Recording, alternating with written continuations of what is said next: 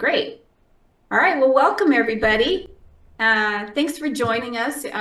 You're here for an AI webinar. If you didn't think you were attending AI webinar, this is not the webinar for you, but hopefully that's what you're here for.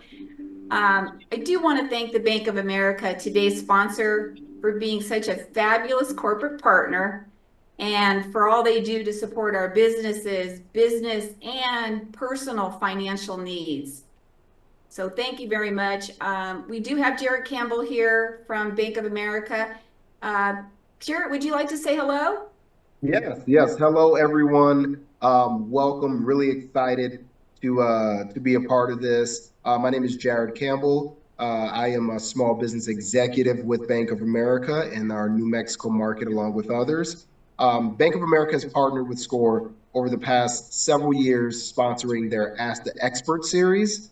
So we're really proud to work with an organization that's being impactful programming that's bringing impactful programming to our small business owners in New Mexico. So I want to thank everyone. Sam, I want to thank you for your time. Tony, I want to thank you for your time today and your expertise on AI. And I just want to thank everyone on the call for your attendance. And with that being said, Sam, I will pass it back to you. Thanks so much, Jared. We really appreciate you. And thanks again to Tony Rockcliffe. He's our fabulous guest speaker, and he's graciously agreed to put on today's webinar. These webinars from Tony are very in high demand, so thank you, Tony. With that, I'm going to turn things over.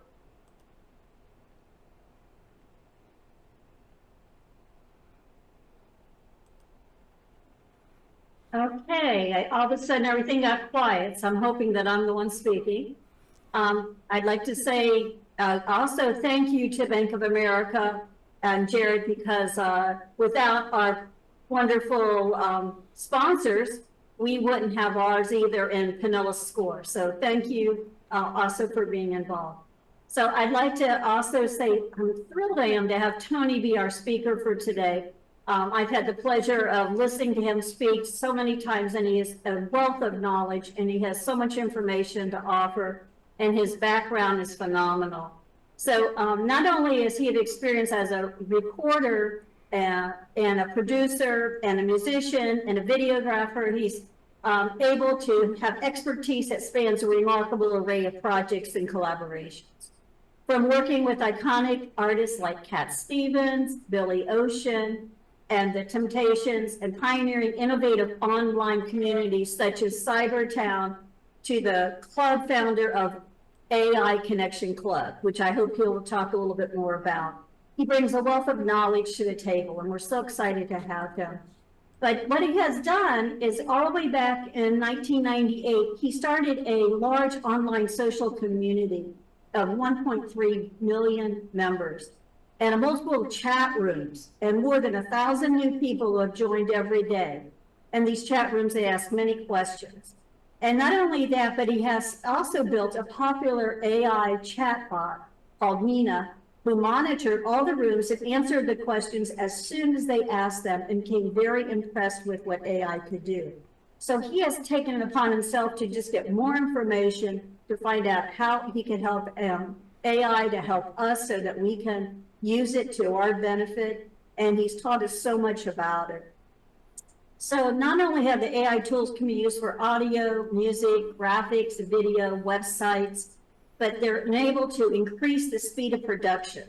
And I know that personally, you know, sometimes you write those emails and you sometimes don't say the right thing. Well, AI can help you say it in such a politically correct way, a professional way, and a kind-hearted way. So AI is there to help us, and Tony is there to be our wonderful speaker to tell us all the great things that we can do. So I would love to turn this meeting over to Tony, and he is going to talk to you about all the wonderful things that AI can do for entrepreneurs and artists. So thank you. Thank you, Peggy, Jarrett, and Samantha, and welcome everybody. So yeah, let me move on through the slides. So, okay, I'm going to just give you very quick intro because it's relevant to what we're doing today. Peggy actually covered a little bit of it, but basically back in 1995, when the internet was just text and blue links and occasionally a picture if you got lucky, we decided to put something kind of a little bit revolutionary online, and we built a city. And just to really shoot ourselves in the foot, we built it in 3D VR, virtual reality, multi-user VR, where people could interact in VR, which, like with the modems and the slow speed they had back then, was quite a challenge. But we pulled it off, and it became very, very popular. But that was the problem, because we had 100 different chat rooms, all VR, as you can see here. And as Peggy mentioned, we had 1,000 new people a day appearing in these chat rooms and asking questions simultaneously. And we couldn't handle it. We couldn't be in 100 chat rooms answering all these questions. So we basically thought, well, I thought, I've heard about this thing called AI. And I was kind of late on the AI train, because this was 1995 and AI started in 1954. But anyway, I thought, well, let's check it out. I thought, well, could we possibly build an AI chatbot that would sit in the chat rooms and answer all these questions simultaneously?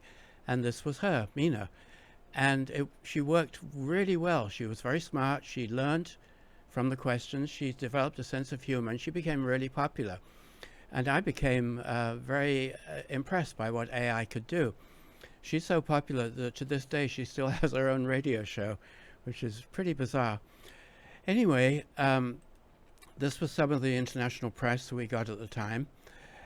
And kind of going full circle and back to building communities again, because I've now built a community helping people, everyday people, not engineers, scientists, and technicians, but just everyday people who want to know what's AI about, how can you use it, and what's the best way to use it, what are the best tools. So I've built this free community that you can go to and check out. So I'm going to put AI into an historical context first, because a lot of people are concerned about AI. Not as many now as they were when I first started talking about it a year and a half ago, but here's how it sits. So back in 1436, when the printing press came out, there was a lot of upset and fear, especially in the church at that time, because they wanted a monopoly on knowledge. But the printing press had a major positive impact on the Renaissance, because it facilitated the creation and dissemination of new ideas. And then again, a little bit later, in 1822, when photography was invented, painters were horrified, because suddenly, where they were having to spend 2 to 3 months, painting a landscape or a person or a portrait, suddenly a guy could come along with a box and capture that image in seconds. So painters were like, oh my God, we're done for. It's the end of painting. In fact, one famous painter of the time said, painting is dead. But as far as I know, there are still painters, lots of them, because it actually resulted in a whole new breed of artists and many more opportunities for artistic expression.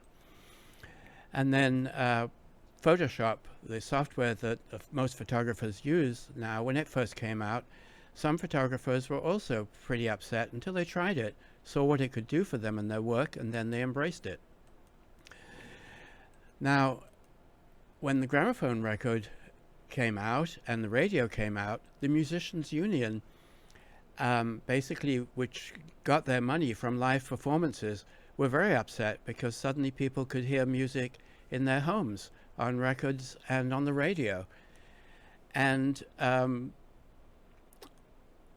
so, like you say, they were not happy.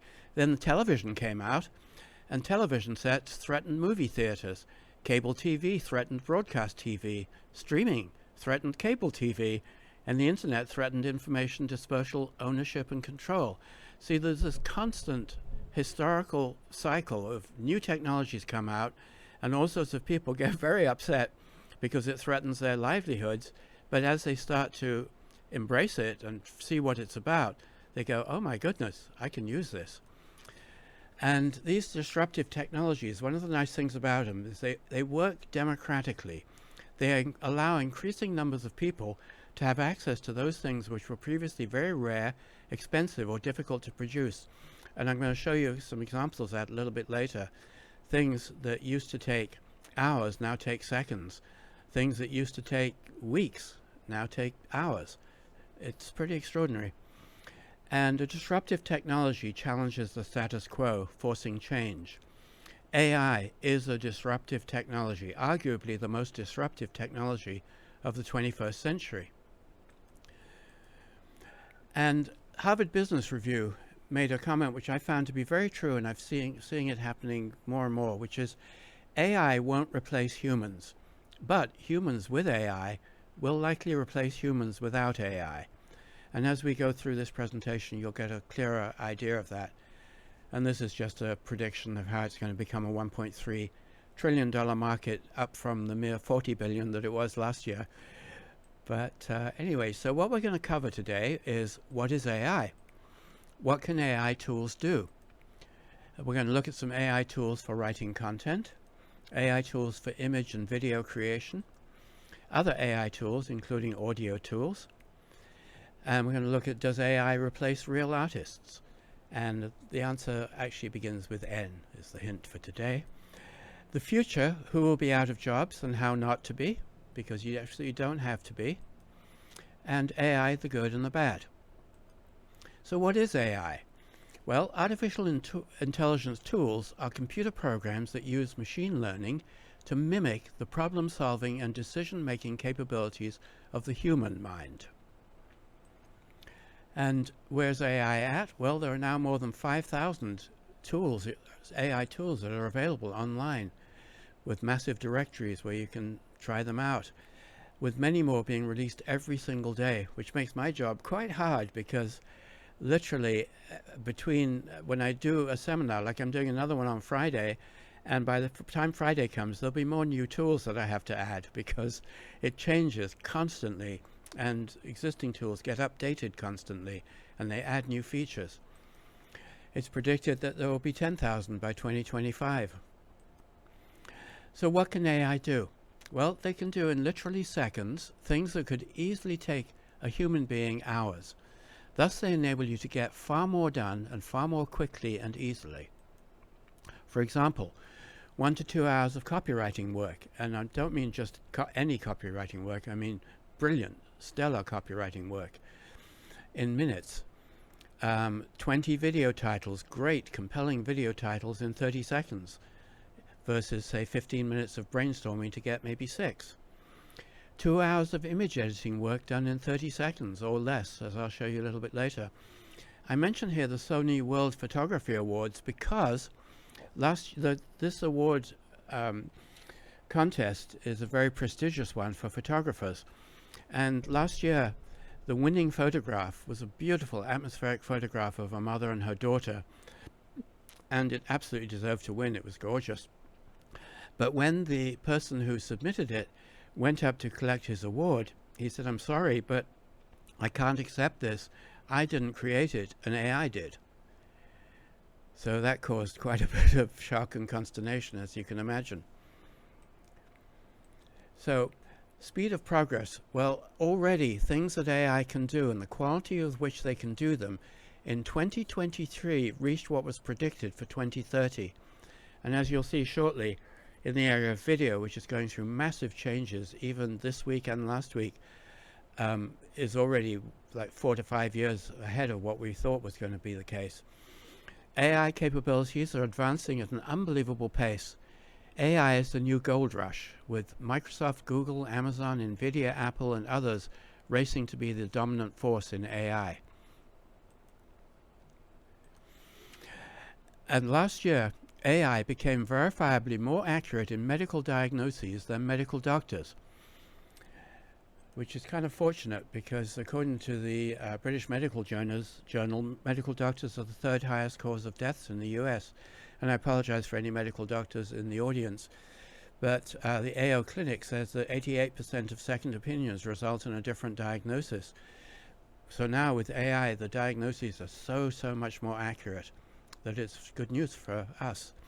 AI can now recognize and can accurately and in detail describe what they, quote, see in images and videos.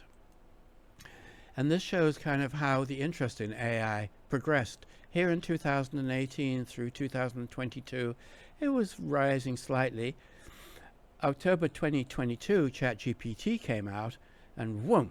And then 2024, it's kind of up here off the charts in terms of people's interest in the subject. So I'm just going to go back here. I had to let somebody in.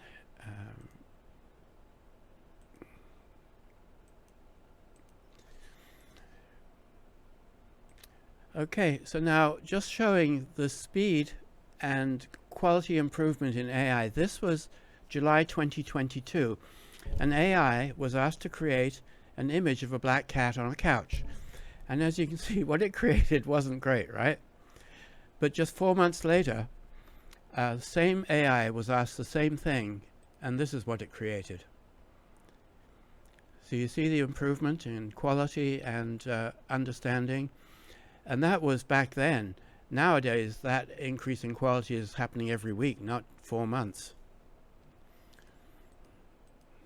And video, in 2023, this was the first AI attempt.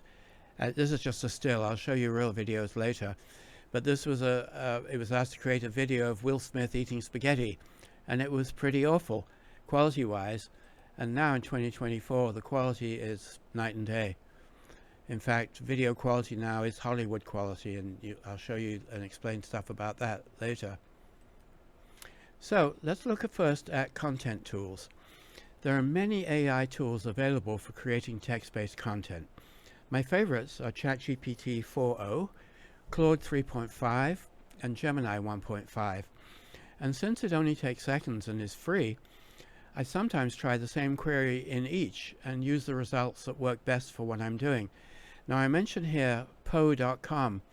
For anyone who doesn't know about Poe.com, it's great because it has all of these plus numerous others and all the different versions and image generating tools all in the one interface. So you can literally try a prompt, which is what you use to talk to the AI. You can try it in ChatGPT and then say, okay, do the same one in Claude, same one in Gemini, and see which one you prefer. So you can get instant feedback on which is best for what you're doing. As you're going to see, AI can be used to create content much more efficiently and quickly by automating a lot of tasks. However, it should never be seen as a replacement for human creativity, research, or judgment. AI is simply a tool to accelerate human creativity. People are the creators. Now, a lot of people, and I bet many of the people in this audience, use ChatGPT mostly for research, for asking questions about things, or for getting it to rewrite content and make it better, that kind of thing. But ChatGPT is so much more powerful than that, can do so much more. And I'm going to give you a couple of examples that I ran into a couple of months back. Basically, I was having ChatGPT create an app for me, because it will write code. You tell it what kind of app you want created, and instead of spending months coding it yourself, ChatGPT will do it right in front of you.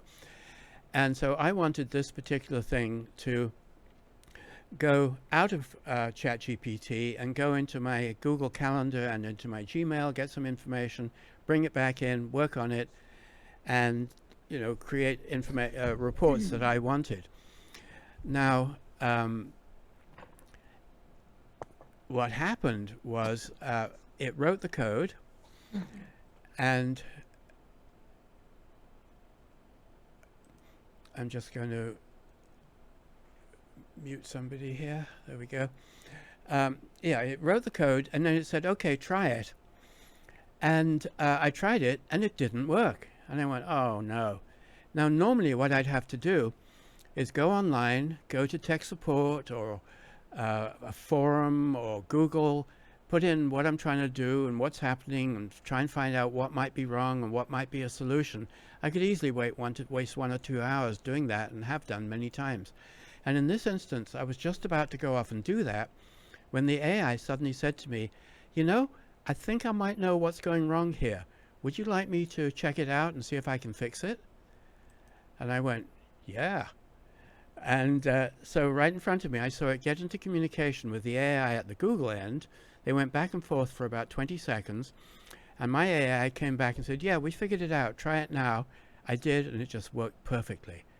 And I went, whoa, this is very interesting, because I didn't have to tell it or ask it to do anything. On its own accord, it kind of reasoned that I needed help, and it reasoned how to fix that. So I was pretty impressed with that. And then another time, I needed, with these seminars, in fact, yeah, I should mention, anyone who wants the slides, just send me an email, which I'll give my email address at the end, and I'll send you the slides. And so I was always doing this, and I was giving a lot of seminars, like up to 10 a month. And I had meant to take the time to grab all those email addresses, put them into a spreadsheet, and then send, updates on AI and tips and stuff like that. And I got so busy, I hadn't done it. And then so a few months back, I said, oh my goodness, I've got to confront this. So I went into Gmail and just to look at how many there were, and there were 1,200 that I was going to have to extract the email one at a time, put it in a spreadsheet. And, I was going, oh my goodness, 1,200 emails, cut and paste one at a time. And then I thought, wait a minute, I'm an AI person. What am I thinking? So I actually went to ChatGPT and I said, hey, is there a simpler, better way to do this? And it instantly gave me, Larry, I just saw you asking for the chat slides in the chat. Please don't, for the rest of anybody, please don't do that because they'll get lost. Send the email to me. I'll give you the email address at the end. And that way you'll be sure to get the slides. Anyone who puts it in the chat, very likely you won't see them because I won't see them. Anyway, so I had these, ChatGPT said to me, yeah, here's these 3 different ways you can do it. And they all looked really good to me. And the second way looked great. And I thought, oh, I'll do that. So I was just about to go off and do that when the ChatGPT said, hey, would you like me to write you a script that would just automate the whole thing for you? And I said, hell yeah. And 20 seconds later, I had the script plus step-by-step instructions, 1 through 5 of how to implement it. I did them. 30 seconds later, all 1,200 emails were in my Google Sheets. And I thought, wow, this is very cool. So that's just one example. There are many, many more examples, as you'll see as we go through. But that's just a couple of examples of the fact that ChatGPT is a lot more than just answering questions or rewriting text copy. Now, ChatGPT 4.0 came out fairly recently, and the cool thing about this is most of the powerful stuff in ChatGPT was previously only available in the paid version, which is $20 a month, and also an incredible bargain. But ChatGPT 4.0 came over, which is faster. It can use custom GPTs, which I'll mention later. They're customized versions of ChatGPT that you can actually use to create pretty much anything you want. I've built about 100 of them, and they save my time and my clients' time and my friends' time dramatically. But they were only available in the paid version. Now they're available in the free version, as is the whole of ChatGPT 4.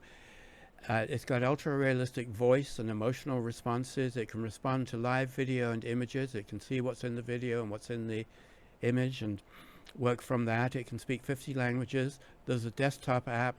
You can switch between the different models. And so I pretty much all the time now use ChatGPT 4.0 because it's really, really good. A couple of weeks back, or maybe last week, they came out with a new one, ChatGPT 01.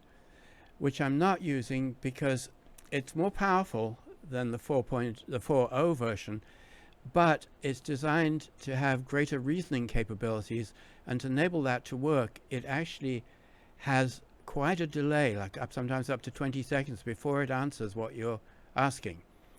And I'm usually in a hurry, so I'm not yet ready to use this version because I want my answers quickly, not 20 seconds later. But people are reporting pretty wonderful results with it. Gemini, which is Google's version or competitor to ChatGPT, it can watch and summarize videos, which is very useful because if I'm doing research and it's a 2-hour video and I'm looking for a specific thing somewhere in that video, Gemini can watch the video in a few seconds, summarize it, and find the exact thing I'm looking for. Also, about a year ago, if you were you put a book into ChatGPT and you wanted it to edit it and proofread it and do all that kind of stuff, there was a limit to how much it could accept at a time. And you'd have to do it a few chapters at a time. If you tried to put the whole book in, it didn't work out very well. But now they can import 4,100 pages, which is all 7 Harry Potter books. So things are changing rapidly. A few other changes that have happened. ChatGPT which has always, or for quite a while now, has been able to create images. Not my favorite image generator, as you'll see later, but it's added image editing, such as in-painting, meaning it'll do an image and then you can say, well, in this place here, add this, and it'll do that. Or over here, remove this, and it'll do that. Leonardo, which is another of the great classic image editors, like many of them, it's added, you create an image and then it says, create me a video version of this image, so it'll animate the image. And recently it was acquired by Canva, so we're going to see some very interesting changes to Canva coming up. Runway ML, which is a video generator, it's added Gen 3 image to video, and now this week video to video, where you put in a video and you say, hey, change this into a completely different style, and it does. Or use this image as a base for my video and animate it. It's very, very powerful. In fact, so powerful that people are doing hour-long videos just on this one update that was done this week. Now, it says, I mentioned here it's close to Sora. Sora is ChatGPT. About, it must have been about 6 months ago, made many of us in the AI arena have our jaws drop because we had seen video quality that was really rough, like what you saw before with Will Smith eating spaghetti. And suddenly Sora appeared, and suddenly overnight we had Hollywood quality video, which we weren't expecting for literally years. And that was great, except that it was an announcement of it and they showed it, and it was stunning to see the quality, as you'll see a little bit later. But that's the good. On the bad side of it, they haven't released it. And in the meantime, more than half a dozen other companies have caught up and are now available Sora quality video, including Runway ML, which is extraordinary. So many others, as it says here, are competing in this space. Anthropic, who are the company behind Claude, which is a major competitor to ChatGPT, they brought out Claude 3.5 Sonnet, which is a little bit faster and in some ways better than ChatGPT, at least this week, because it changes all the time. So, yeah, these are just some of the video companies that have come out in the last month that are now competing with Sora. This is Sora and this is Kling, I think. There's Vidu, Veo, Luma Dream Machine, Kling, Runway ML, Hotshot, and now Google. They're taking on Sora. So Sora is going to have to either come out with something really spectacular or get left behind. And one of the things that in Runway ML, their new version that came out, I think it was 2 days ago, they're doing unbelievable quality special effects, the kinds that would take weeks, maybe months, and millions of dollars to create in Hollywood. We can now do these things in our own videos. It's pretty wild. Now, Suno, version 3, and Udio, they create credible songs with singers and instruments. And now you can actually give them an idea of a basic song idea, and they'll flesh it out and finish it for you and make it professional. So you get the idea. This AI stuff is pretty wild in terms of what it can do. And a company called 11 Labs can also create finished songs as well as sound effects. You don't need a sound effects library anymore. You can just create whatever you want whenever you want. And I'm actually going to show you next. What you're going to hear now is a song where the lyrics and the melody were written by AI, 100%. The instruments were played by AI, and the song was sung by AI. In other words, the whole thing is AI. And I'm going to play it, and you can hear for yourself.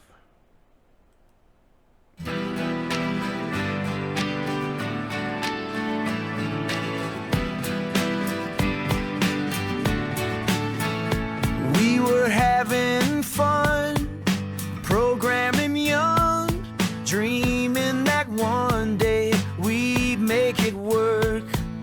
Lines of code we'd write all night, hoping that one day we'd get it right. Can we teach the machine to sing? Can we teach the machine to dream? And then, ooh, it started to sing. No, this can't be real. It's just a machine, but the melody, ooh, it's all too real. And those words, they make me feel.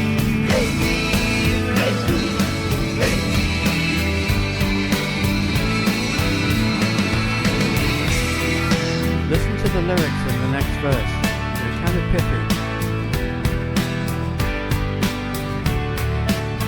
They said, well, pardon us, son, a machine cannot make a good song. But we knew that it could. We knew they were wrong. But son, a machine cannot dream. A machine cannot feel. But we knew that it could. We knew it was real.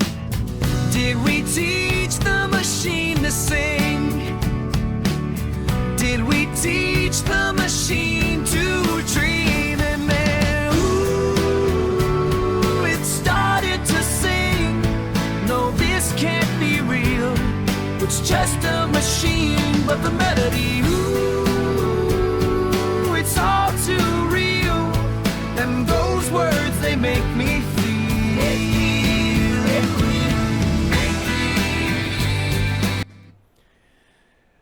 So I don't know about you, but I was pretty impressed with that. And I've been in the music business for a long, long time as a professional producer.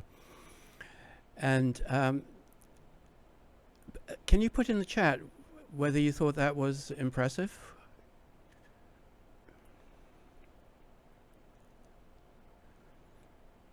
Anybody who thought it was? Nobody? Oh yeah. Okay. Good.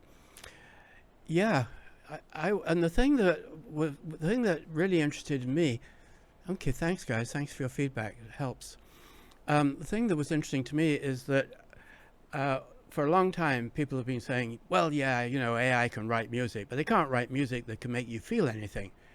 But for me, when the chorus comes in, I get goosebumps, and I found people in the chat, over at Zoom saying the same thing, saying, "I love this, I'm playing it over and over," or "I want this in my playlist at Spotify." So things are changing. Okay, so moving on. So you'll hear the term prompt a lot in AI.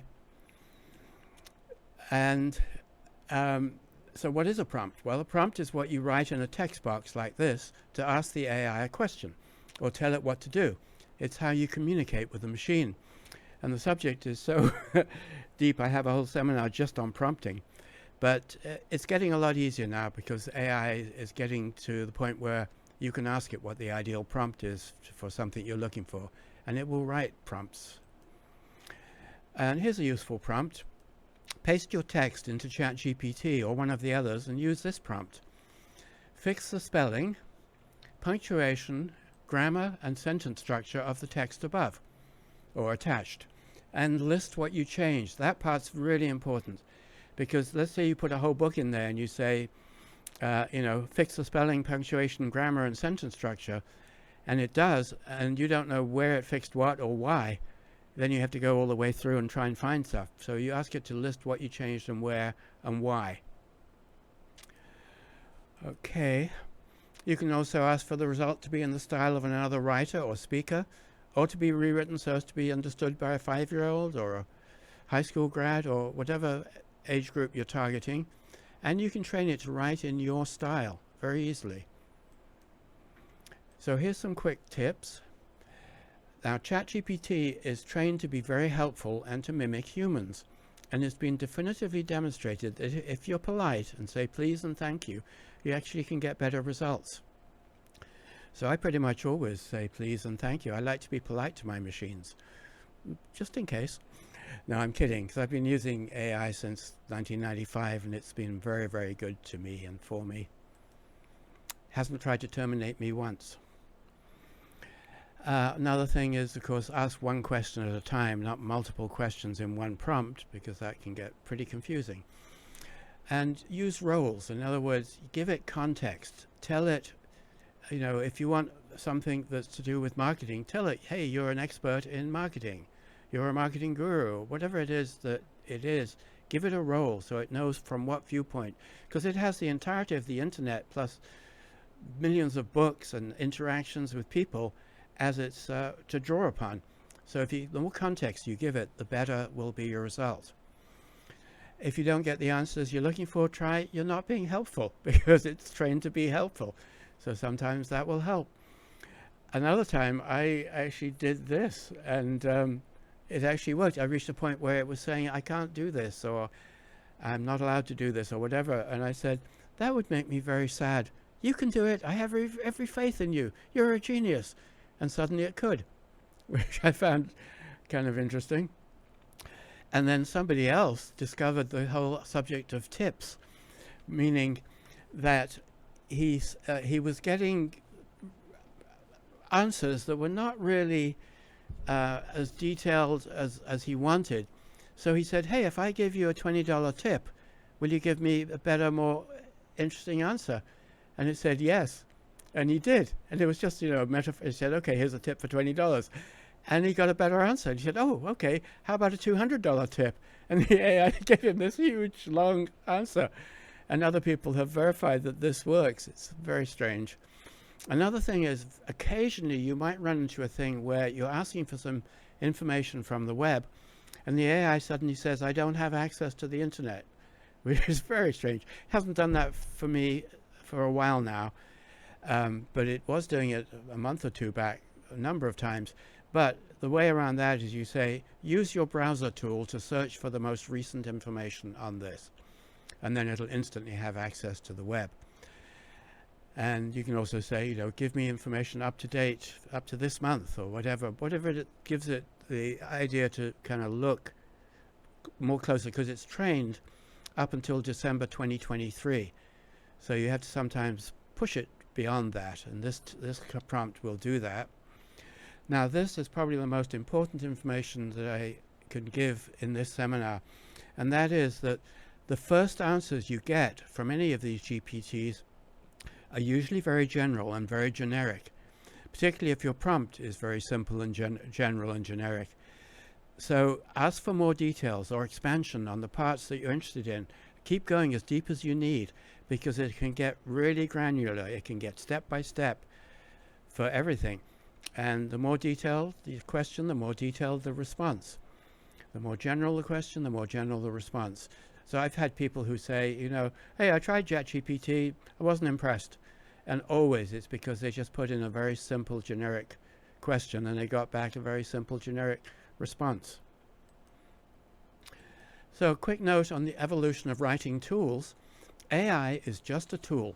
It can help people work much faster, as well as give inspiration. The people who use it best creatively will likely be the artists, especially those who do further work to make the AI output their own. And just a note on that, I actually haven't met anybody who isn't an artist in some area of their life. And humans are the source of creativity. A human is conscious. The AI, no matter how, quote, smart it is not. And AI agrees with this. I recently had, and actually published on LinkedIn and Facebook, a long conversation that I had with AI on the subject of whether it thought it could ever become conscious. And we went back and forth, and at the end, it absolutely said, yeah, no, I cannot become conscious. Consciousness is not a physical universe thing, and I am a physical universe thing. And it was very smart. And the human is the source of original ideas. At the same time, he or she is free to take inspiration from anywhere he or she chooses, including AI. So back in the 6th to the 18th century, we had parchment, paper, quills, candles. 19th to 20th century, we moved on to typewriters, gas lamps. 20th to 21st century, we moved to computers and electric lamps. And now in 2024, we have AI. It's just simply an evolution, that's all. Nothing to be scared of, it's just an evolution of a tool. And here's a few things, and this is a very few things compared to the full list of what you can ask AI for. You can ask for advice on pretty much anything, and the advice is often remarkably good. You can ask for detailed information about anything. You can do product research, market research. In fact, I've built custom AI tools that are incredible for doing market research and marketing campaigns and all that kind of stuff. Outlines for books and PowerPoint presentations, video and podcast scripts, storyboards, story ideas, song ideas, inspiration for lyrics, blog posts, keyword research, articles, social media posts, targeted ad copy, marketing plans, pain points for different markets, meaning what will different markets respond to, because those are the concerns that they have. Music album release strategies, keyword optimized web page content, translations, book proofing and editing, lists of great articles or video titles, promotional copy in the style of famous copywriters, resumes, business ideas, exercise plans, business contracts, business plans. You can ask it to overcome writer's block and so much more. You can ask the AI to write and reply to emails for you and social media posts, summarize multiple web pages and long YouTube videos in an instant.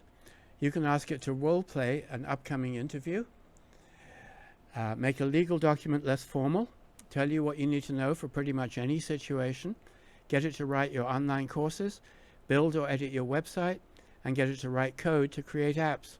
You can also very easily and quickly train it to write in your exact style, your voice.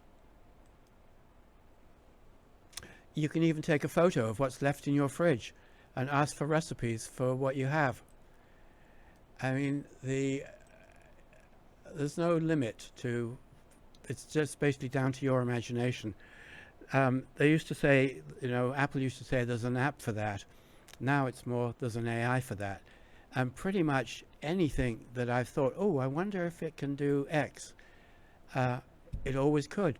Or I could always build a little custom app, or have it help me build a custom app that would do that. So it's a new world. Now, if you find ChatGPT to be too complicated, we have CatGPT. Much simpler, much easier to use. All it does is file its nails. I am, of course, joking. However, let's move on to graphics tools, images. Now, there are so many AI tools available for creating graphics from text prompts. I've tested dozens, and just last week, four more new ones came out. And thank goodness I keep up to date with this stuff, because at the AI Connection Club, you can go there and keep up to date with all the new ones that are coming out. And so I have to keep up with them just to keep that going. My favorites are Midjourney, Leonardo, Firefly 2, Stable Diffusion XL3, and now Ideogram 2.0, which has become my go-to. And the reason it's become my go-to, well, I'll actually explain a little in a moment why that's the case. One thing is that most of these tools have not been ideal when you had any text in the image. You'd often get hieroglyphics. But Ideogram 2.2 has totally handled that. It's fantastic at text. So text is also a bit better now in Midjourney. Midjourney, for those who don't know, is kind of the granddaddy, the original, and still arguably the best quality-wise. Pretty extraordinary what you can do with it. And now there is Flux and Creo and others that are really giving Midjourney a run for its money. And just in the last couple of weeks, Minimax, Mystic, OpenArt, Dreamina, Google Imagen 3, Playground AI, and you can get links and descriptions of these at AIConnectionClub.com. But it's just constantly changing. And we're actually going to see some examples in a minute. So we're going to take a look at some images created in Midjourney and Leonardo. The first ones were mostly created by a graphics dabbler, me. Well, this was about a year ago, so I was a graphics dabbler then. I'm much better now, thanks to AI. I'll explain this this image in a moment. Then we'll see some created by professionals, and then we'll go look in Midjourney and Leonardo. Just a quick question, just to get some feedback. Is what we're covering so far interesting to you guys, useful to you guys? Okay.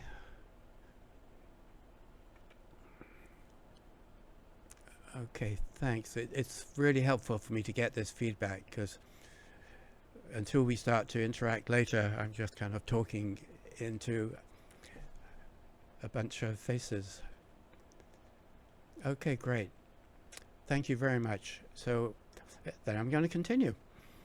And we're going to look at images next, and then we're going to look at video and carry on from there. So the very first image I absolutely asked an AI generator to create was, of course, a gorilla receiving his doctorate. And the AI was completely non-judgmental. It didn't say, what the hell do you want that for? It just created it. And so I thought, well, that's interesting. Now, back then, the stuff in the background was not good, because this was quite a while back. But then I said, okay, how about a bizarre underwater sea creature? And sure enough, it did that. And then I said, all right, what about a futuristic city scene? It did that too. So then I said, okay, what about a design for a car? And it did that. And I thought, whoa,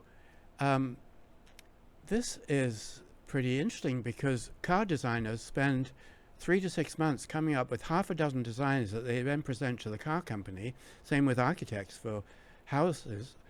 And it takes that amount of time to come up with these designs.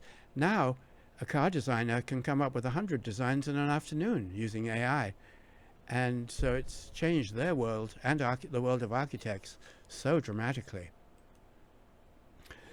That was just me asking for a tiger coming out of a bubble, which it did exactly what I asked for. Then I asked for some kind of sci-fi AI person. Then, before I knew about prompting, I just put in a single word. These days I know better, but even then it was remarkable what it did. I just put in the word surrealism, and this is what it created. And this is a completely unique, doesn't exist anywhere else, that it created out of nothing, its take on surrealism. And it's pretty extraordinary. It really has captured the concept of surrealism really, really well. Some other sci-fi creature. Then I asked, what humans may look like in the future. And apparently males are going to be bald in the future. So all you males in the audience, watch out. Well, we'll see. We'll see if it's right or not. Probably not, I would think, because it's just guessing. I see a couple of questions in the chat, and that's wonderful, and I will be answering them. And now this is a photograph, so it must be true, right? It's proof of aliens in China, because here's some aliens interacting with some kids in China. And like I say, it's a photograph, so it must be true. Here, I asked it to create a landscape in the style of Salvador Dali, and it created this.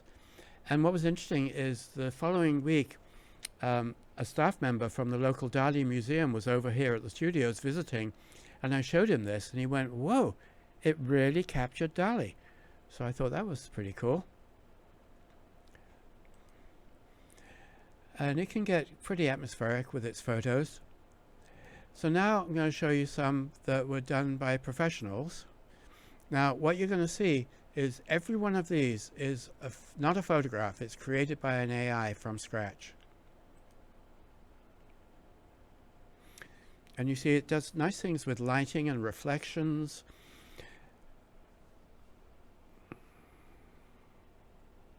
and it will create anything you ask it to create.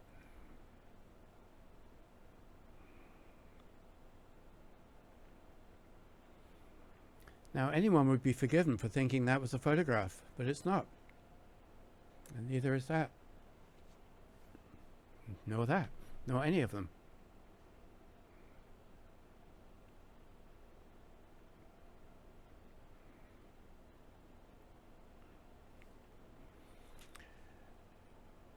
So, now the two big boys in the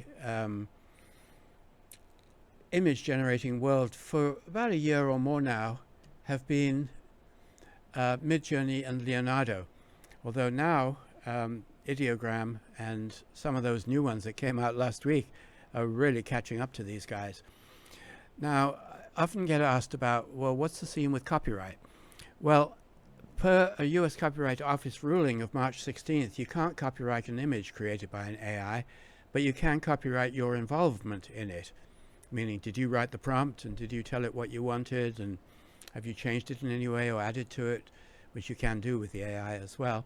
But on August the 30th, they actually started talking to, and have been since, getting artists' input on what's the best way to sort this out in terms of copyright, so that artists can get rewarded. And the thing is, many artists are now selling their AI created artwork on Etsy and to stock image libraries, and have a whole separate career now of AI generated art, which is very popular. Now, whereas the US Copyright Office said this, saying, well, you can't copyright an image, China have come out and said, well, you can copyright an image in China.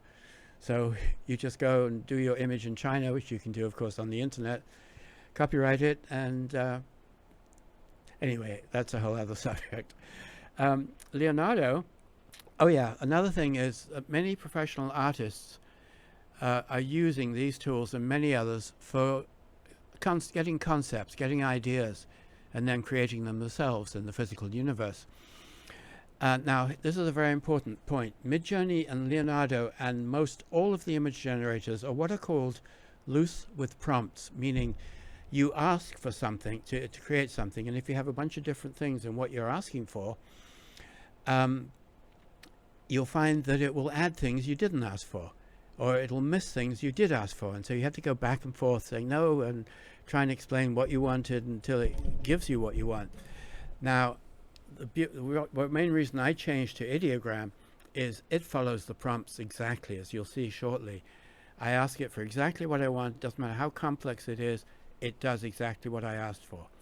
And it's free. You get 1,200 images free per month, whereas Midjourney is $10 a month. Leonardo is free, 150 images a day. Now I'm going to show you some of my early experiments, just asking it for a blue cat in a tree with strawberries. And we're going to compare how the different image generators do.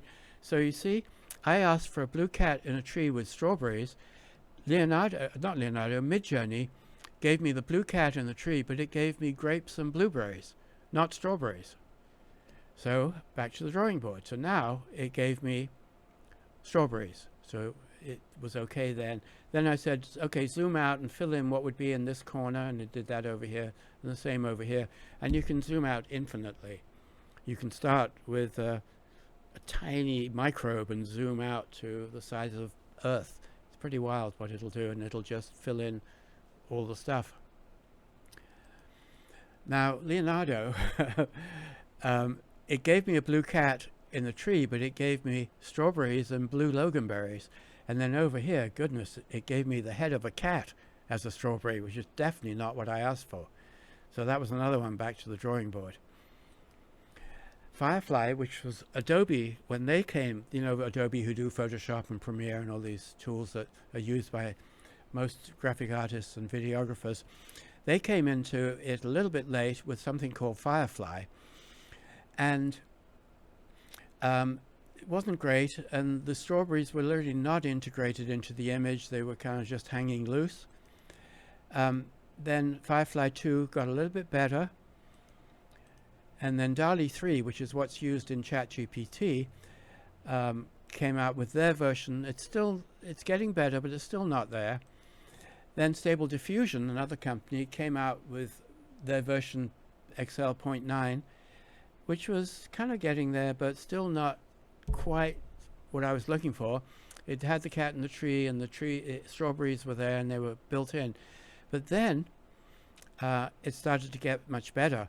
It did my blue cat in the tree with the strawberries and a nice blurred background. And then I said, okay, now give me that as if taken by a camera with proper blurred background and foreground.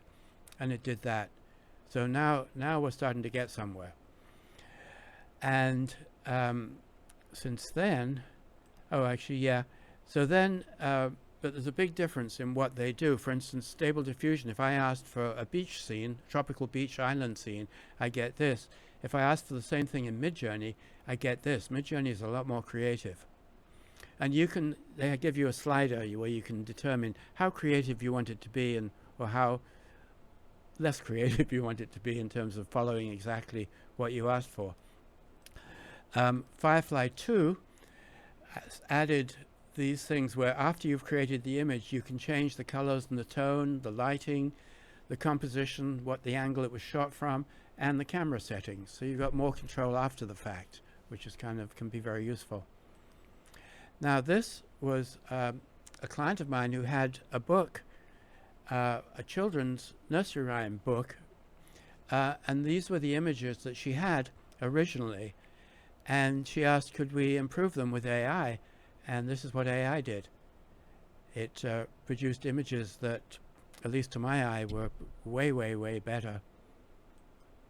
And this looked very photographic, but it's a generated image. It's not a photograph. And anything we asked for, it would create. And then she had a series she wanted in a different style, with a different subject, and then another different style, and another different style. And then she asked, well, could we animate this somehow? And the AI can animate the still images as well. And so I thought that some of these images were really, really nice and really atmospheric.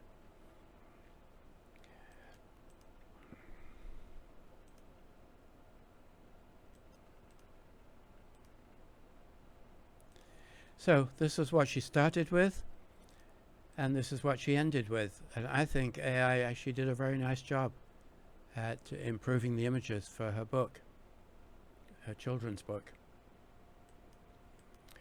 Now, another thing that happened is Midjourney and now ChatGPT, originally, in fact, most of these guys, image generators, originally, you'd get your image and that would be it. If you wanted to change anything about it, you have to take it out and bring it into Photoshop or some other program. But now, so I said, I want an image of a man on a distant planet looking at a city in the distance. And then I said, okay, this is what it created. And then I said, okay, put a spaceship here. And it did. And it took into account the coloring scheme and the lighting and everything to blend it properly. So you can get more precise now in terms of what you want. Another of my clients who's an artist, this was his original painting. We showed it to the AI and said, using this as a basis, can you create an image of a bunch of roses? So it did, and then we said, okay, now blend the two. And so it created something that was basically a collaboration between the artist and the AI for a whole new image. So he was very happy with that and has done more since. Now, I mentioned before that the one I love, ideogram.ai, which is 1,200 free images a month. This prompt, a fascinating family portrait of a solid matte red sphere Christmas present perched atop a blue cube wrapped as a Christmas present with a vivid green Christmas tree standing behind them with a green cloth wrapped around its base. A curious dog is positioned on the right and a cute cat lounges on the left. This prompt would bring most any image generator to its knees. It would just produce, and in fact in another of my seminars I show what the other ones do, and it's wild. But Ideogram gives exactly what I asked for. I mean, absolutely exactly, to the letter. Everything is what was in the prompt. And here's another one, a cinematic photorealistic portrayal of a rooster made entirely of crispy fried chicken, brown crust ketchup, steaming French fries as feathers. In other words, everything in the prompt is in the image. So that's why I go to ideogram first, because I get what I want usually first time. Whereas with the others, it's usually a battle back and forth to get what I want. It'll also do image enhancement. You can take a blurred photograph and it will make it sharper, remove the background and stuff like that. Now, I mentioned before Adobe and their Firefly technology. They've started to introduce this into video. In fact, just yesterday, they started showing what they're going to be building into their video their video editing tool, Premiere. But this little short video will give you an idea of some of the things that AI can do video and image wise.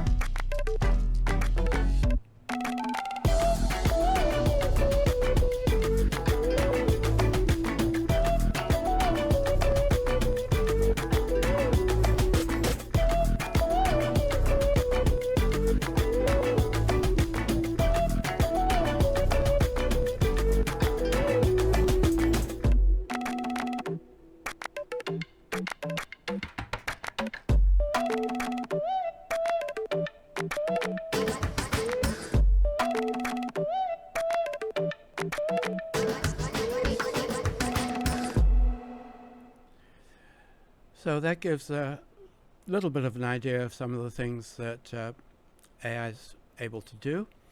Now, I mentioned before, doing 2 hours of image editing work in 30 seconds. So this is a low resolution image that I grabbed off the web, off one of the free image sites. Now, if I wanted to say, okay, expand this image and fill in what should be here, and same over here, remove this crane seamlessly, put a chimpanzee on the railings here with its front paws over the front railing. I could do that in Photoshop. It would take 2 or 3 hours. But with AI, 30 seconds, and I got that. Filled in the sides, removed the crane, and put my chimpanzee here with its paws around the thing. So this is speeding up the work of graphics guys just unbelievably.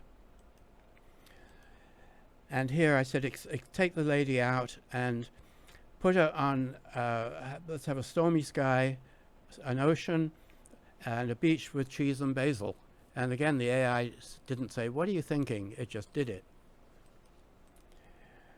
So artists can use these tools, and any of us can use these tools to create images for, music album covers.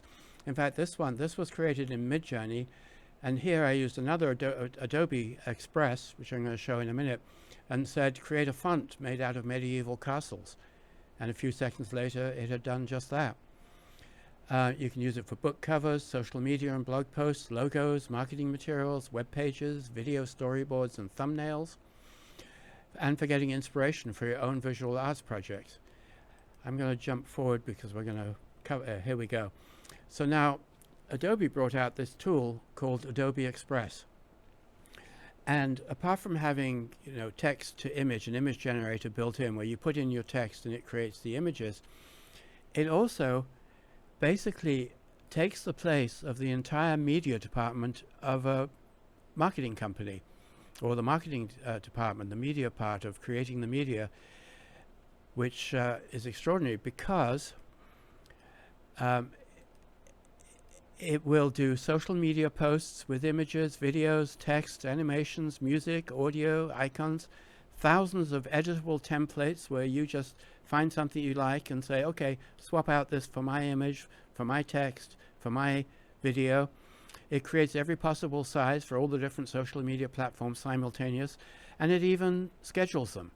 I mean, it's just ridiculous. But it also creates flyers, posters, banners, business cards, advertisements, websites, logos, brochures, cards, newsletters, magazines, postcards, all the kind of stuff that used to take weeks sometimes more.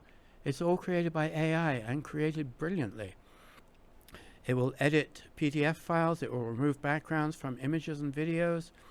It will just do so many things. It's got a massive content library of images and videos that you can use, copyright free, and you can upload your own. There are no artist copyright problems because it's from Adobe's stock libraries. It's very easy and fast to use. You can do team collaboration. Now, since this basically handles all the media requirements for a company and for marketing, what do you think something like this might cost? You can put in the chat guesses, and there are no bad guesses. Come on, come on. What do you think it would cost? No idea. That's a good idea. I mean, a good answer. 20 a month, yeah, 1,000, 1,200, 500. Yeah, you know, any of these, 60 a month, 1,000, 1,000 at least. Yeah, you guys, I agree. But guess what? It's free. Unbelievable, huh? It's free. Now, they do have a paid version for $10 a month, which just adds more stock images and more stock videos, but I've never needed to go to the paid version because the free version is plenty good enough. All right, so let's take a look at video. So a few months ago, video was limited to 4-second clips, and they were not high resolution or high def. They were pretty rough. And this plays pretty fast, so I'll loop it a couple of times. But this was the prompt, and this is what you got. So as you can see, it's not Hollywood standard. But it was interesting. It was an interesting start because we knew it would never be worse than this.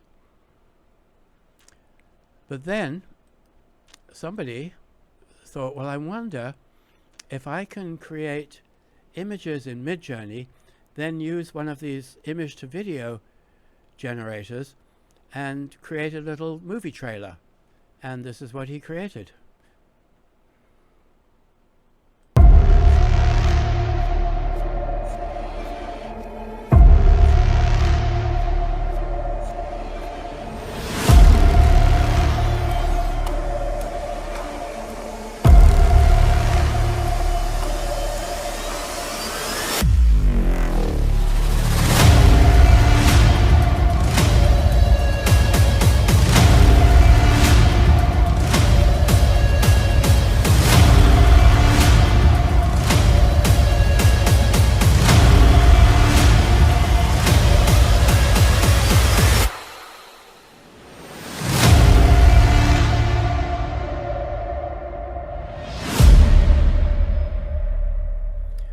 Now, to create something like that would typically cost hundreds of thousands of dollars and take weeks.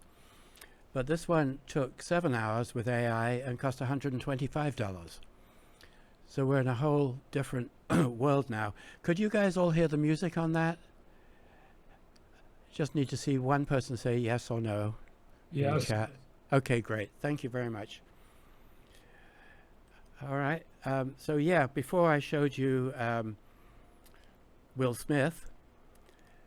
Now, I'm going to show you where we're at now. Now, I have to warn you, what I'm seeing and what I'm sending you is smooth as silk.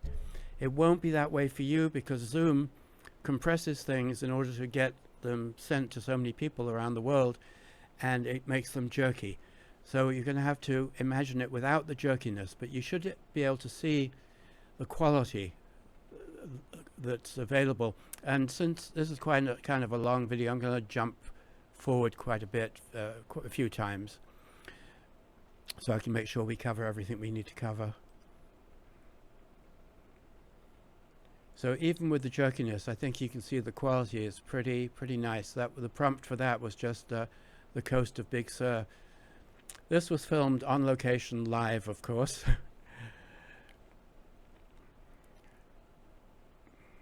This one, it was told to create a movie trailer, and it chose the clips, and it chose the close-ups and the distant shots, and hopefully you can see, even though it's Zoom, hopefully you can see that the quality is pretty remarkable.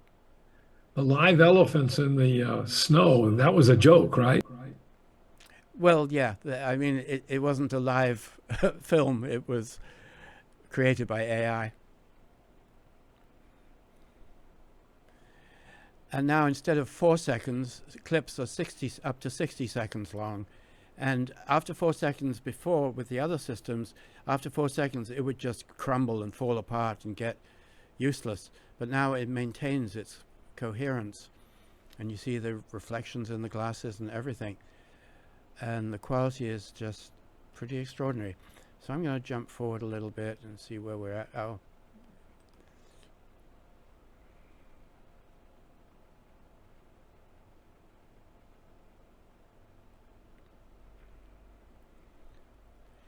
Now, setting up a scene like this, would take quite a bit of time. Oh, sorry, I jumped.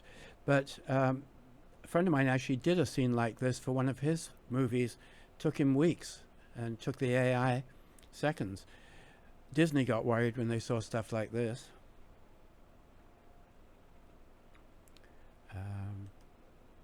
This is pretty remarkable. See all the reflections in the window that the AI figured out?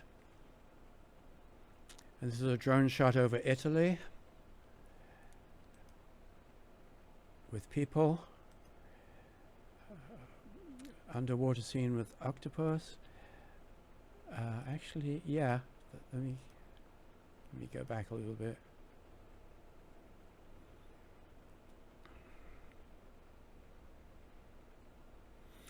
And like I say, just remember these are all created from text. They're giving the AI text and telling it what to create. This wouldn't look out of place in a documentary, a nature documentary. To me, it looks pretty real. And this is a Chinese New Year. And again, something like this would cost a lot and take a lot of time and money to set up the scene, and the AI creates it in very, very short time.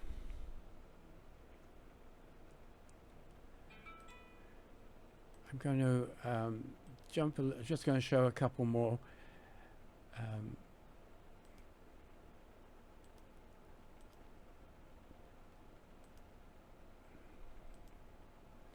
Okay, I want to see the next one because the quality is beautiful. The prompt was just 4 puppies frolicking in the snow.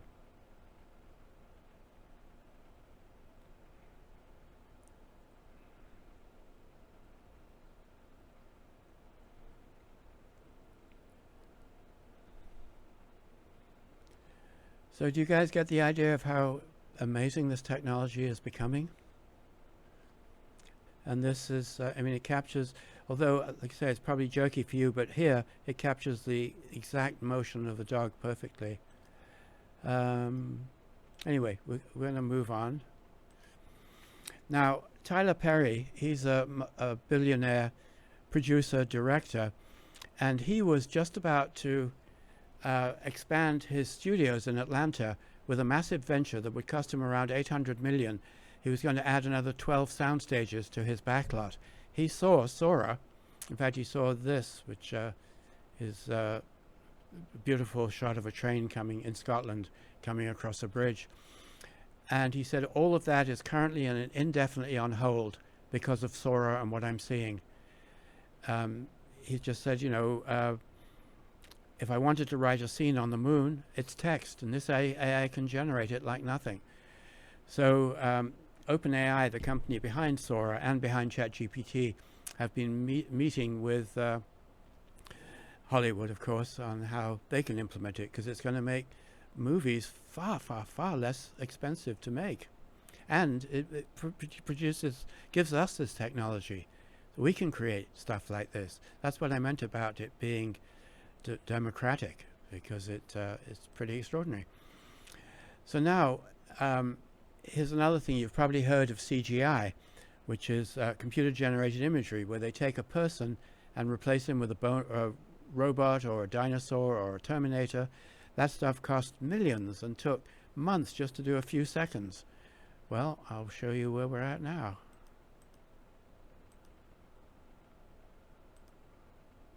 They say all great stories start with a sense of wonder. And what if bringing those stories to life wasn't limited by our resources, but only by our imagination? Welcome to Wonder Studio, where making movies with CGI is as simple as selecting your actor and assigning a character. The system uses AI to track the actor's performance across cuts and automatically animates, lights, and composes the CG character directly into the scene. Whether it's one shot or a full sequence, Wonder Studio analyzes and captures everything from body motion, lighting, compositing, camera motion, and it even tracks the actor's facial performance. All the artist needs is a camera.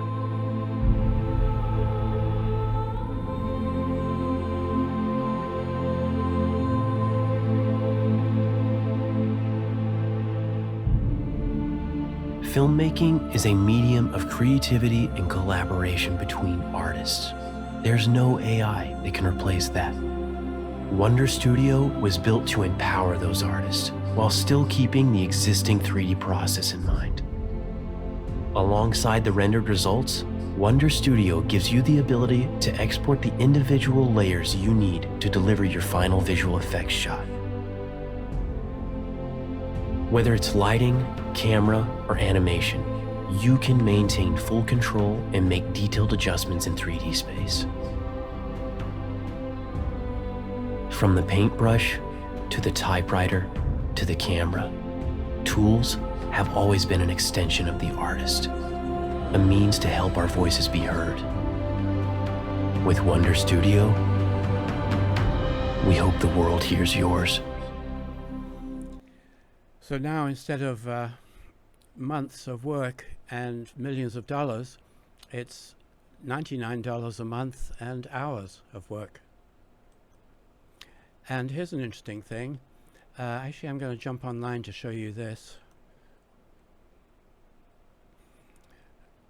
So what this is where they take a still image of a person, right? And then taking just that still image, and an audio track, which you upload, or which could be your voice or someone else's, they then match what's being said to the lips of the person and the facial expressions of the person, which is pretty remarkable. So, you know, sometimes nothing happens and sometimes everything happens all at once and you just gotta deal with it. And it's also just strange to both be extremely worried about different things and have your anxiety levels like peak to the highest they've ever been, and then also be extremely happy and grateful that you were able to buy an apartment. You know, it's all these conflicting emotions. They had their way with me. Let's just say I had so many opportunities to practice. So if that was a little jerky for you because of Zoom, over here and what's on the website is actually quite remarkable in terms of not being jerky. Now, this is amazing. Let's say you've made a video and it's in English or American, two different languages, and you wanted to have that video be able to be seen and understood by people in countries all over the world, but the video was like an hour or 2 hours long. You didn't want to recreate it, you know, and dub it and all this kind of stuff. Well, what AI can do now is it can take your original video, it can change it into a different language, and it's got about 50 different languages. But the wild thing is it matches your lips to that language, which is pretty wild. And the language is spoken in your voice. So here's an example of that. With a couple clicks, you can now speak a new language in your own voice with your lips synced up while retaining your facial expressions and hand movements. Parlez une nouvelle langue avec votre voix, vos lèvres synchronisées, conservant expression faciale et mouvement des mains en quelques clics. わずかなクリックで自分の声で新しい言語を話し、口と顔の表情、指の動きを保ちながら話すことができます。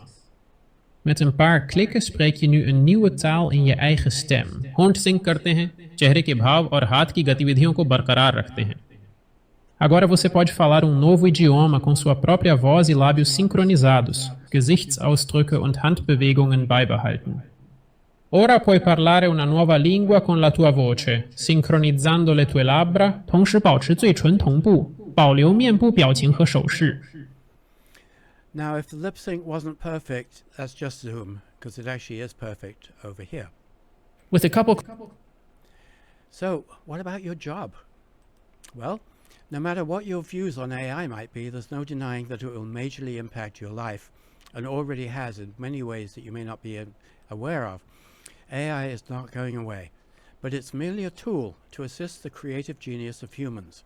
It's a tool that can shorten the gap between inspiration and result. Humans are alive, AI is not. An artist can look at a Midjourney generated work and see how to improve it or make it his own. And as the CEO of NVIDIA said, these tools aren't a replacement for human creativity. They augment the skills of artists and marketing professionals to help them feed demand from clients by producing content more quickly and in multiple forms tailored to different audiences. And AI can amplify and supercharge creative people, make their lives easier. Some creative professional artists feel that AI gives them, quote, superpowers, enables them to take their art to a whole new level. This guy said, I'm an art director, graphic designer. I stumbled into AI and generative art about 3 months ago. At first I thought I've been made completely redundant, just like the painters thought when photography came out. But thankfully, as I dove into using AI, I realized that it's just another tool, and if it's placed in the hands of a skilled user, it has incredible potential. AI gave me superpowers.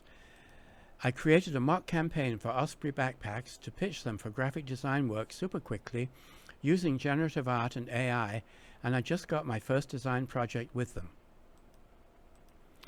While AI can certainly aid in the creative process by generating ideas or suggesting alternative approaches, it will never be able to replace the uniquely human element of artistic expression fully. Human imagination and individuality are what drive true innovation in any artistic field. AI is likely to be used by artists, musicians, and other creators mainly to the extent that it suits the needs of their creative process. But like with any technology, evil people can use it for evil deeds, and good people can use it for good. Luckily, good people are the majority. So one other quick thing. I mentioned earlier that ChatGPT gave us the ability to create custom GPTs that can do pretty much anything we like. I have a whole seminar on that. I couldn't even remotely even cover the surface in this seminar, but if you want to get an idea of what they are and what they can do, you can go to this address, and it'll be in the slides that I send if you request them. This is AI Connection Club, where you can keep up to date with AI, you can make friends, you can interact, you can ask questions, you can do all sorts of fun things. You can share knowledge and get supported in your quest to find out more about AI. Final slide before we go into questions is, this is my email address. In case you can't read it, I'm going to put it here in the chat, because that's where you send your requests for the slides if you want them. And you can also request a free coaching session where we take a look at how can AI help you, which are the best tools to help you and how best to use them. And they're usually a lot of fun. They're no obligation. They're just help. So I'm now going to go into, first of all, the questions in the chat, and then we can, Peggy and Samantha allowing, we can go into microphone questions if you want. Tony, there are a few that I can help you with. Brandy wanted to know, where is all this going in the future of culture, if you have any time to share your thoughts? Was that the first one? Because I'm going back earlier, because I've got them all in front of me. Okay, go ahead then. Okay, because I wanted to do them in sequence, if possible. So let's see. But thank you, Peggy. Marianne Casado says, I'm learning how behind I am. Well, we're in the kind of very beginning part of the learning curve We're the early adopters. There's about 13% of us. Most everybody is way behind, but that will change. Oh yes, you're right. Brandy's question, where is this all going in the future of culture? If you have time to share your thoughts. Well, I mean, it's going to dramatically affect culture because culture is created by artists primarily, and other people too, but the tools that are now becoming available to us are stunning. So it's giving us, in fact, I saw a video last night showing what the new Runway Gen 3 is enabling video people to create, and we're seeing things we've never seen before in art forms. Same in music. We're seeing whole new art forms appearing. So it's going to have a massive effect on the future of the culture. Okay, Jack says, with so many AI available and with most of them for free, how do AI designers make their money? Because most of them have a free version and a premium version. The free version has a certain number of capabilities. If you want the full capabilities, you pay $10 a month or whatever it might be, or $20 a month. Many of them are incredibly generous with what they give in the free version. So many of the ones I use are free. Are there any regulations or requirements for disclosing whether or not images and videos were created with AI? There isn't yet, but that's going to change. And Google and Adobe are starting to build in information that will enable people to find out if images or videos were created with AI. There will be regulations coming in, but it's a moving landscape. Okay, Sharon says, amazing, my creative energies are jumping for joy. Can hardly wait to get started with them creations. Yes, indeed. Is using AI plagiarism? If so, how do you avoid plagiarism and how do you cite AI? Can you consider a product, written image, video used with the help of AI as your own? Well, as I mentioned earlier, that is changing. In China, 100% yes. In America, half and half. And there are free AI plagiarism generators. The other day I had AI write something for me based on what I wanted, and it wrote me a beautiful blog post, and then I put it through the AI plagiarism generator and said, okay, tell me, is this plagiarized? And it passed 100% no plagiarism. So it's better than it was a year ago. It's much better now. And to answer how you cite AI, I can answer that, but not in the few minutes we've got left. But just go to ChatGPT and ask it. It'll tell you kind of the 5 things you need to put at the end of your book or whatever it is that you want to cite the credits for AI. Clint says, I've been blown away by the possibilities for the online hub and research for designing new ventures. Sending an email request from a federal bidding project. Thank you, Tony. Thank you, Clint. Thank you very much. When will this webinar be given again? I have people I know who need to see it. Well, the replay will be available at my community at the AIConnectionClub.com. I'll have the replay up next week. I've got a bunch more seminars this week. Tim says, do you generally interact with your AIs via voice or keyboard? Which is better, more efficient? I know a lot of people who use voice. I'm kind of old-fashioned at the moment. I'm still using keyboard. No doubt I will start using voice soon, particularly if you're using ChatGPT on the phone. It's a lot easier with voice than thumbs. Okay, if you use AI-generated images on a company webpage, do you credit the sources for creation? There's no law right now that says one way or the other, but absolutely you can do that. And some people are doing that, some people are not. Okay, so I'm going to open since those are all the ones in the chat, if any of you want to ask questions with your microphones, you can put up your hand, and Peggy, you can help run that. Hey, did you answer the question of how do AI designers make their money? I'm sorry, I missed that. I didn't see that one. How do AI designers make the money? Because like many people on Fiverr are making lots of money doing AI design. Many designers are now able to produce 10 to 100 times more of their designs. So they're making more money. Some of them are selling them to Etsy. Some of them are selling them to stock libraries like Adobe and Shutterstock. There's lots of ways that designers are making money using AI. Thank you. You bet. Tim, you said you had several questions. Did you get all your questions answered? Do you have any more questions? Tim, You can use your microphone now.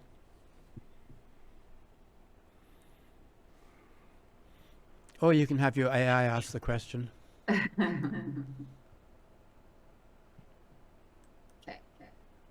Yes, he's good. Okay, any other questions before we wrap up? Oh, good. Thanks, Kate. So, did you guys get something from this? Did you get the idea that AI possibly does more than you knew?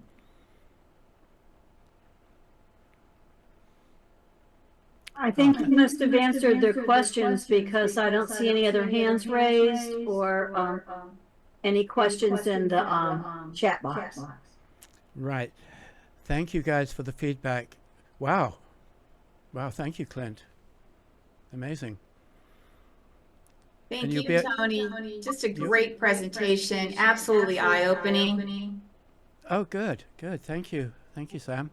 Yep. So again, if you want the slides, send Tony an email. He'll send them to you, and then I think we can distribute the recording, though. Is that right, Tony, to the attendees? Absolutely.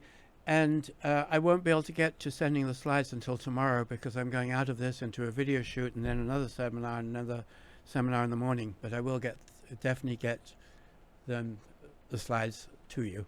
Okay, that's great. And thanks again, everybody, for attending. Glad you're able to attend one of our training sessions. If you haven't already done so, go check us out at score.org and you can learn more about our sponsors, check out our other offerings, including mentoring and coaching for your business. And finally, thanks again to Bank of America for being such a fabulous corporate partner. You guys can check them out for all your financial needs. I'd also like to say thank you to Samantha for, it's so nice that the different SCORE organizations can work together from Florida to New Mexico, all over. So thank you for inviting us to join. And Tony, it's always a pleasure to work with you. You too, Peggy. Thank you, Peggy. Yeah, thank you all very much for attending. Have a great evening. Yeah. So I'm going to stop sharing.